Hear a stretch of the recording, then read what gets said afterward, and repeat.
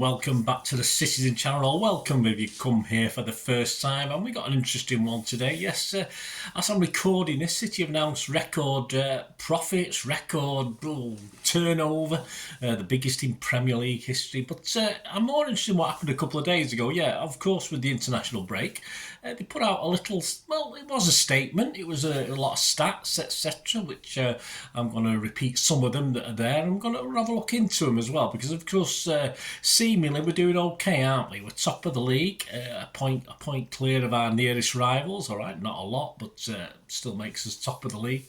So we're going to have a look at should we have faith? Should we be happy with that? That City are happy? Should we all be happy? Should we all be happy, clappy at that? Or is there anything a little bit deeper into it? There probably is one or two interesting things in it anyway. So I'm going to have a look at what statement City put out, and then I'm going to put my little spin on certain things where I've got the information available. I don't always have all the information, but lots of bits and pieces. This features a niftily called and titled November International Break, City's Lies, Damn Lies and Statistics, which if any of you old farts like me know, that's a very well-known saying about statistics, and I like my statistics, as you know. So please join me as we have a look. Have a look at City's stats up to this November international break. Please, if you're new to the channel, push that subscribe button, push the bell notifications. Everything City past and present. It's little things like this, just quirky things, and lots of history stuff, of course, as well as all the new stuff as well. Please join us and give us a like, guys. Be much appreciated. Give us that thumbs up and leave us your comments. It'd be great to hear from you as well. Right, let's get on to what City are claiming in the statement they put out. It's there on the mancity.com website. You want to have a read through yourself, but I've pulled out most of the salient things. They start with, we've claimed 28 points from our first 12 games. Well, I'm not going to argue with that, but of course the breakdown of that is 9 wins, 1 draw, 2 defeats. Last season, at this stage, it was 9 wins, 2 draws and 1 defeat. So there you go. So we're slightly worse off on the face of it.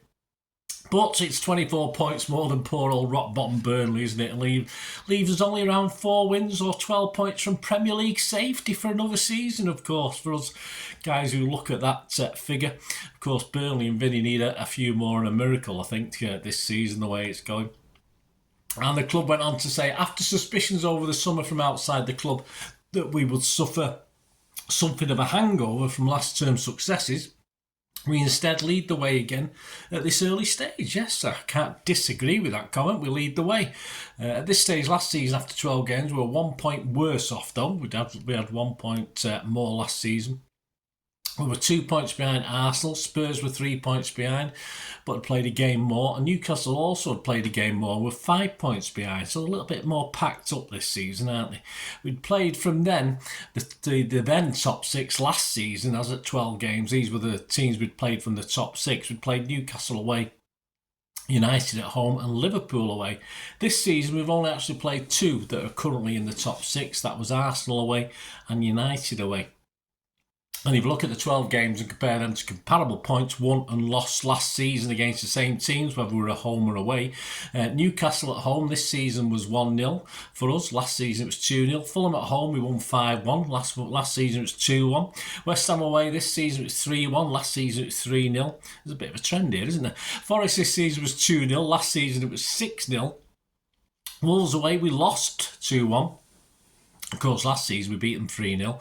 Arsenal away, we lost 1-0. Last season we beat them 3-1. Brighton at home was 2-1. Last season we won 3-1. United away, of course, 3-0. So there, the first time we benefited. Yes, we of course lost that 1-2-1 last season. Bournemouth at home was 6-1. Last season 4-0. And Chelsea away, of course, was 4-4. Last season we won it 1-0. So apart from United, yeah, we either did the same or we've done a little bit worse. And if you add the promoted clubs to this, of course, they're not the same promoted clubs, are they? But we'd played 2, both at home. We'd played Bournemouth at home and won 4-0 last season, and Forest at home and won 6-0. This season we've also just played 2 of the promoted clubs so far, but both away from home. So even though we haven't scored as many goals, we beat Burnley away 3-0 and Sheffield United away 2-1. So I think that sort of balanced itself out. I'm not too worried about the promoted teams. We played two. We played them at home last season, away this season, but we've not scored as many goals. So I think we can ignore that promoted clubs effect, if you like. But if you look at the clubs that we have played that aren't promoted, the other 10 other teams, if you like, we've got -3 points against Wolves, -3 points against Arsenal, +3 points against United and -2 points against Chelsea. So ignoring those promoted clubs, if our form against those same teams continued to match last season, we got the similar sort of results, we'd be not worried about the goal difference, etc. We'd be 5 points better off if we'd done that. So we've lost 5 points really at this stage after 12. Stats say that's what they do to you. Right, back to what the club are saying. In order to earn a record-breaking 4th straight Premier League title, we will have to go toe-to-toe with the likes of Arsenal, Liverpool and Tottenham, who are all within 2 points of us. Well, yeah, they're ignoring a little bit of resurgent Villa as well. We've turned Villa Park into a bit of a fortress themselves, like the Etihad, and where, of course, we will have to play our first away game after our return from the international break. And they're only 3 points behind. And for me, Newcastle as well, though suffering from injuries at the moment, will get a good run. I think they will catch up. They're 8 points behind, so it's a bit of a gap at the moment. But I do expect them to go on a run at some stage. So I think to count Newcastle out as well as Villa is a bit much. I will discount United, though. We were above Newcastle at the moment, 7 points behind us because they're shit, basically. So I won't even worry about them. Right, back to City.com. When you consider we've already guaranteed progression to the round of 16 in the Champions League, it's been a positive beginning. Yeah, with certain constraints.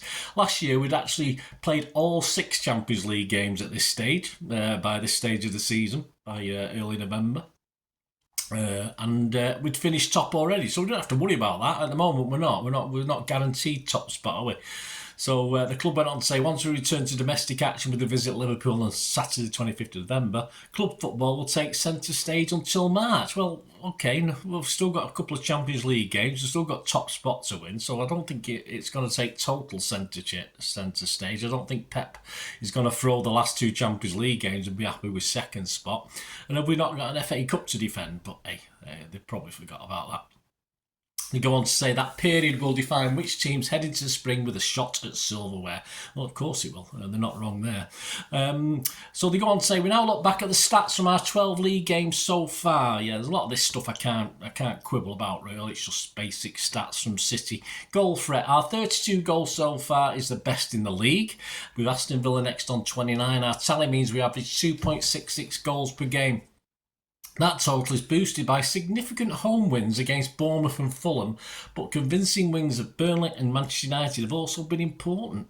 Well, if we do look at last season, we'd scored 4 against Bournemouth, Palace and Saints, and 6 against Forest and United, so not really a patch on that.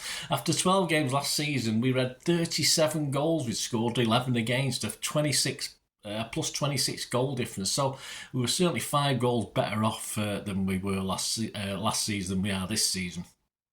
City go on to say, and they start talking about XG. As a team, our XG so far has been 24.8, meaning we've finished extremely well compared to the rest of the division.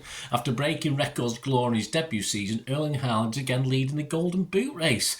The Norwegian has 13 goals in 12 appearances, and he notched his 7th City hat-trick and 5th in the Premier League against Fulham.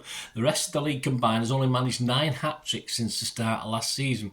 Well, if I look just at Erling's XG, there's one of the sites, and they do vary, different XGs from different firms, but Erling's XG is something like 13.76 so far in the league on time played, which means he's 1.2 every 90 minutes, which is pretty good. Last season he only stood about 1.05 after 35 appearances with 32.76 XG. So on the face of it, yeah, so Erling appears to be doing okay, despite of course this season he's only had 1 hat-trick so far. After 12 games last season, he scored 17 from 11 appearances. He missed Leicester away. He'd only failed to score in 2 Premier League games. This season, he's not scored in 4 Premier League games. He scored last season 3 Premier League hat-tricks against just the 1 so far this season. City go on to say he now has 49 in 47 Premier League goals in 47 Premier League appearances and needs one in his next 17 matches to set the record for the quickest player to 50.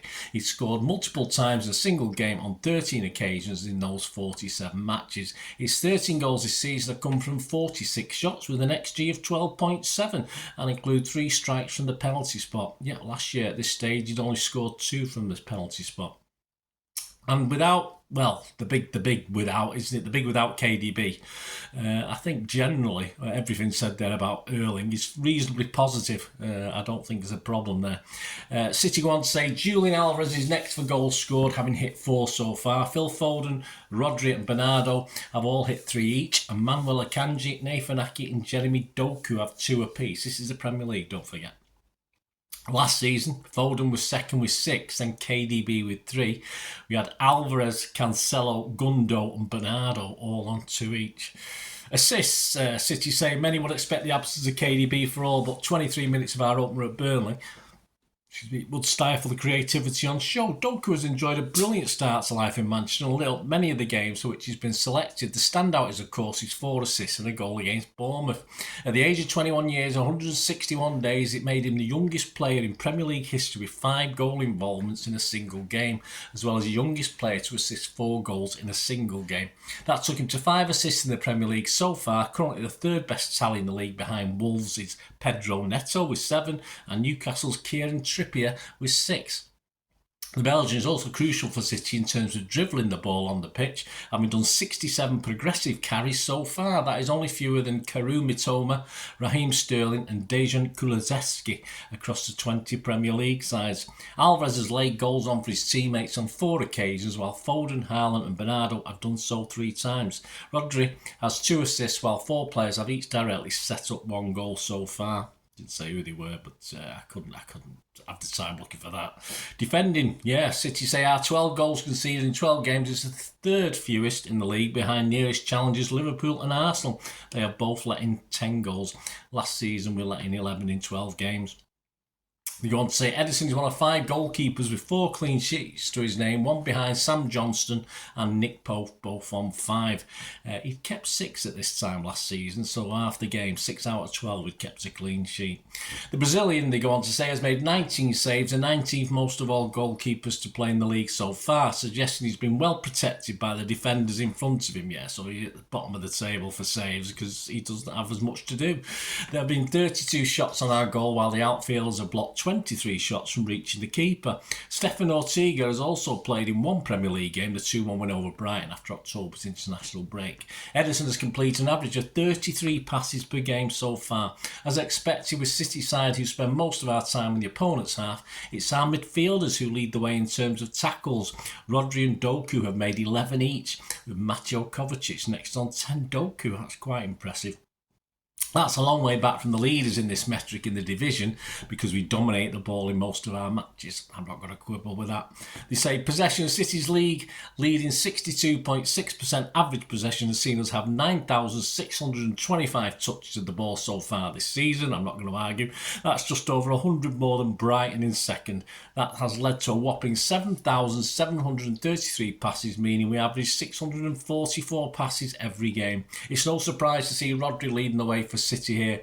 Even despite missing 2 games through suspension, he's made 999 passes in total so far, with only Brighton's Lewis Dunk and Arsenal's William Saliba ahead of him. I like Dunk, I must admit.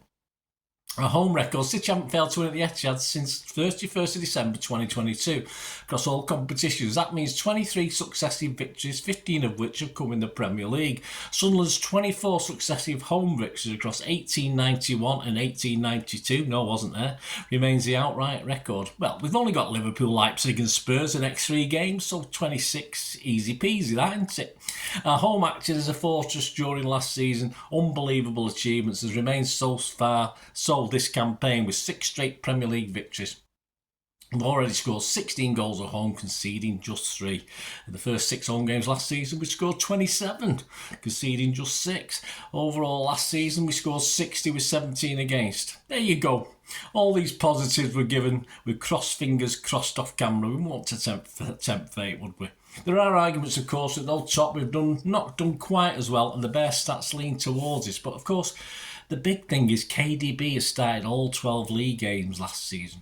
And of the ins and outs, well, let's have a quick look at them. The lads who left, their apps in Premier League, alphabetical order. Cancelo made 12 appearances with 2 goals. Gundo 10 at this stage with 2 goals. Laporte 3 with no goals. Lamares 9 with 1 goal. And Palmer 7 with no goals at this stage. That's appearances, not starts. So obviously people like Palmer didn't get much time. But if you look at the replacements we brought in this season after the 12 games, again alphabetically, we've had Bob made 4 appearances for no goals. Again, minutes, not many. Doku is the guy. 8 appearances, 2 goals. Gvardiol, 8 appearances, no goals. Kovacic, 8 appearances, no goals. Nunes, 5 appearances, no goals. So only really Doku adding to the goals. The loss of players has seemingly been a little bit detrimental as far as goal scoring.